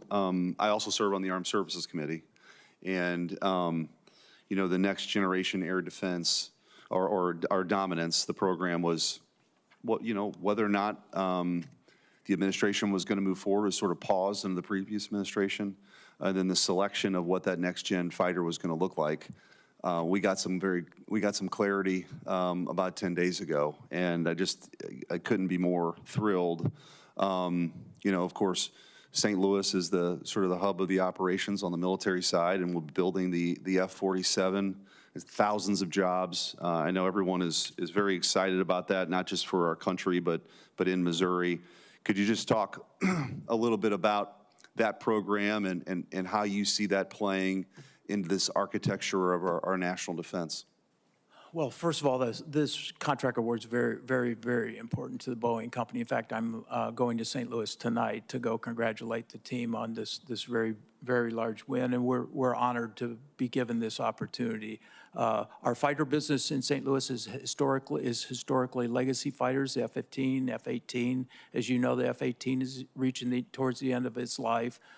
So this is an important program for us to continue our fighter franchise in St. Louis, and will create jobs and opportunities for a long time coming. So we're very pleased to have that. It's generational. We're happy about that as well, and look forward to working with you on that and so many other issues. Mr. Chairman. Thank you, Senator Schmidt. Mr. Ortberg, the FAA has played an integral role in solidifying a safe approach to production adjustments at Boeing following the Alaska Airlines Flight 1282 incident. As Boeing continues to monitor its KPIs and begins to increase production as appropriate, it will likely grow more autonomous in its internal oversight. As Boeing regains autonomy and eventually increases production caps, how will Boeing guarantee safety without enhanced FAA oversight? Senator, I'm not aware of increased autonomy that will come as we increase production rates. We're going to continue to provide transparency to the FAA on all the key performance indicators. We will go through a series of production increases. So the first one, cap, is at 38, but we will go through the same process for every subsequent rate increase. And if the KPIs aren't showing that we're meeting the performance, then we won't move forward with a rate increase. So I think this is a good practice. I think what we have in place, it's data-driven, it's not subjective. We've agreed with our regulator on what things we need to be measuring. If we find we need to adjust that, we'll do that. But I think getting to a data-driven process, I think helps them also have insight and prioritize where they should focus. If our key indicators in one area are not good, that allows them to say, okay, we need to put more oversight in that particular area because there's instability in the production system. So again, I think I think the system we have in place, the plan we have in place, will be effective, not just in the near term, but for the long term. Since you've become the Chief Executive Officer at Boeing, there have been significant changes on the board and in the leadership. As the leadership changes, this affects the culture at Boeing. What personnel changes have been made at Boeing, and how have these impacted the safety culture at the company? Well, in my opening remarks, Senator, I made the comment we've made massive organizational and people changes. And if you go back to the door plug time frame, just to kind of time frame the changes, we've got a new chairman of our board, we've got a new CEO, we've got a new head of our Boeing commercial airplanes, we have new people in many of the program management roles. And so we are changing, as we're changing the culture, we're also changing people to make sure they're focused on safety and quality as the foundation of the company. And so far, I'd say the results are showing good results. We'll continue to have to refine either promoting different people or bringing some additional people from the outside to help us on our journey. But I think the progress we've made so far looks like we're getting the results we want. Ranking Member Cantwell. Thank you, Mr. Chairman. I just wanted to ask a couple of follow-ups on the just broader subjects. But one, is the company concerned about a corporate monitor in the DOJ discussions of the settlement with the families of the victims? Are you concerned about that? Do you have a problem with that? No, Senator, as I'm sure you're very aware, we had an agreement with the DOJ. We reached an agreement which did include a corporate monitor. That agreement was not accepted by the courts, and so we're in the process right now of going back with the DOJ and coming up with an alternate agreement. And look, I want this resolved as fast as anybody. We're still in those discussions, and hopefully we'll have new agreement here soon. Do you have a problem with the corporate monitor? Senator, I don't want to prejudge what the outcome of those discussions is going to be. I don't personally have a problem, no. Okay. On the, I mentioned in my statement thermoplastics. Do you see this thermoplastics as a really game-changing manufacturing technology focus? Is it really what people are saying? Is it really something that we as a nation have to get focused on? By that I mean our skilling of a workforce, test bedding technology, being ready for the next big aviation change. Yes, Senator, first of all, I appreciate your leadership in this particular area, and the hub work that you've done in Washington is very helpful for the Boeing company. Well, the supply chain has done it. We just lifted that up a little bit, yeah. Yeah, no, I think thermoplastics offer a huge advantage for the future, and probably more to streamline the production of aircraft. And so I think it is one of those major important technology areas we should be investing in. And I think that's going to find its way into many applications in the future aircraft environment. But do you see it as something that if we neglect, that we could fall behind in as a nation juxtaposed to other countries? And I mentioned earlier the demand for 40,000 planes worldwide. I mean, that's an unbelievable. If we're somewhere, if the nation is about 2 million, I think we've come up with this number, 2 million impacted workers in aviation in general. But if you think about what 40,000 plane represents, it's a huge demand increase. But if getting a big part of that means doing the right investments in innovation, and we've always looked at this and said, like, get the safety right, focus on the innovation. Don't cut the safety person who's just doing this inspection on these critical parts, go get the innovation right. So is it really that big of an innovation sea change, I guess, is the question, juxtaposed to that demand? Or could we wake up in 5 years and find ourselves way behind? Senator, I think in general, we are a little behind. I think Europe has invested probably more than we have in general in this particular area. I don't think we're behind in a way that we can't recover. I do think it's an area that we need to continue to have overall focus, not just as the Boeing company, but in terms of new technology evolution within the country. And I think thermoplastics is an area that can differentiate in a lot of different product applications. So I support your efforts for sure. Yeah, well, and I'm just, again, on the workforce side, this is a big opportunity for a lot of jobs in the United States, is it not? I mean, Yeah. aren't you continuing to grow?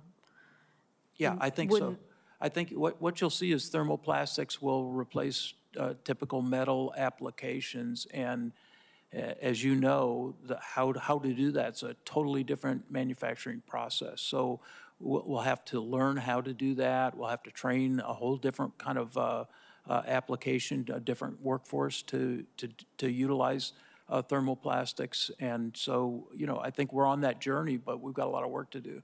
Thank you. Thank you, Mr. Chairman. Thank you, Mr. Ortberg. Thank you for your testimony here today.